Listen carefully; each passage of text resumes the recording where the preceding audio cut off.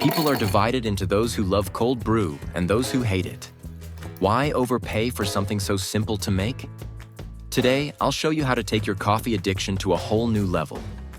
Cold brew extracts coffee very slowly over a long period, which reduces the acidity and bitterness that are naturally present in the brewing process. Heat tends to bring out a bit of bitterness and a lot more acidity. With cold brew, you get lower acidity, less bitterness, and an overall smoother taste, not to mention a significantly higher caffeine content. So, you're welcome. Cold brew requires good coffee. Obviously, but just use your favorite. Some people say you should only use espresso coffee or freshly roasted beans, but the choice is yours. We'll start by grinding the coffee beans. When grinding, remember that you want a relatively coarse grind, something like coarse cornmeal. Then measure out 54 grams of ground coffee. Pour it into a container, in my case, a 1-liter jar, and fill it to the top with cold, filtered water. Stir well to ensure all the grounds are fully hydrated.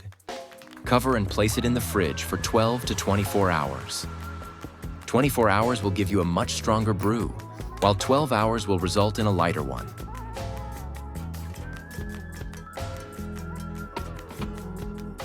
After at least 12 hours, take the brew out of the fridge and filter it. Use a fine sieve lined with cheesecloth, unless, like me, you forget to buy it. The downside of this filtration method is that if your grinder doesn't grind super evenly, the brew might be a bit gritty with some fine particles left behind. A better option is to pour the brew through a coffee filter. It takes a bit more time, but it works. Literally zero grittiness, no matter how uneven your grinder is. You can enjoy cold brew in many different ways. Over ice, diluted with water, with milk, with sparkling water, or even use it to make a cocktail or a coffee shake. The possibilities are endless. And that's it. Cold brew coffee. I don't know what else to say. It's cold coffee. It has a lot of caffeine, way more than regular iced coffee. Thanks for watching. Don't forget to subscribe for more amazing recipes.